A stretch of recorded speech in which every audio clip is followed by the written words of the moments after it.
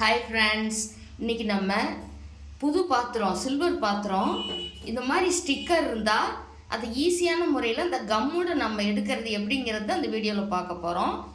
அதே சமயம் இந்த அலுமினியம் இது பிளேட்டு இதில் இருக்கிறது எப்படி எடுக்கிறதுன்னு பார்க்கலாம். இது ரொம்ப ஈஸிங்க.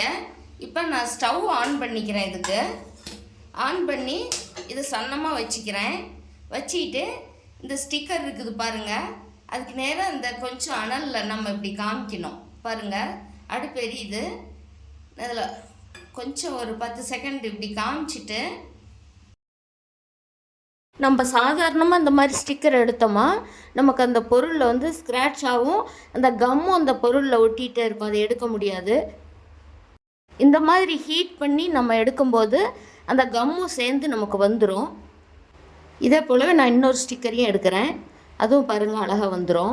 இப்போ அதில் கொஞ்சம் நமக்கு கம் இருக்கிற மாதிரி தெரிஞ்சுதுன்னா அதையும் நம்ம அந்த கொஞ்சம் ஹீட் இருக்கும்போதே எடுத்துடலாம். விளக்குற பவுடர் அதே சோப்பு நார் போட்டு நம்ம தீத்தி கழுவிட்டோம்னா நமக்கு நீட்டாக அந்த மற்ற இடம் மாதிரி அந்த இடமும் நமக்கு பளபளன்னு ஆகிடும். இதே போலவே அலுமினியம் ஒரு பிளேட்டையும் நான் உங்களுக்கு செஞ்சு காமிக்கிறேன். விளக்கிட்டு காமிக்கிறேன் பாருங்கள்.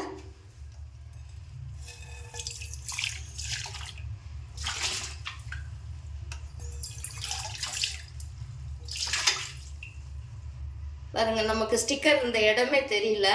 இது ஒரு அலுமினியம் பிளேட்டு, இதில் பாருங்கள் ஸ்டிக்கர் இருக்குது. இதையும் அதே மாதிரி நம்ம எடுக்கலாம்.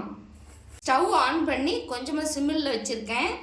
அந்த ஹீட்டில் படுற மாதிரி இந்த பிளேட்டை கொஞ்சம் மேலே காட்டுறேன் பாருங்கள். அந்த ஸ்டிக்கர் தானாகவே நமக்கு வந்துடும். ரொம்ப நல்லா உறுதியான அலுமினியன்றதுனால கொஞ்சம் நமக்கு லேட் ஆகுது. பாருங்கள், ஸ்டவ் ஆஃப் பண்ணிட்டேன்.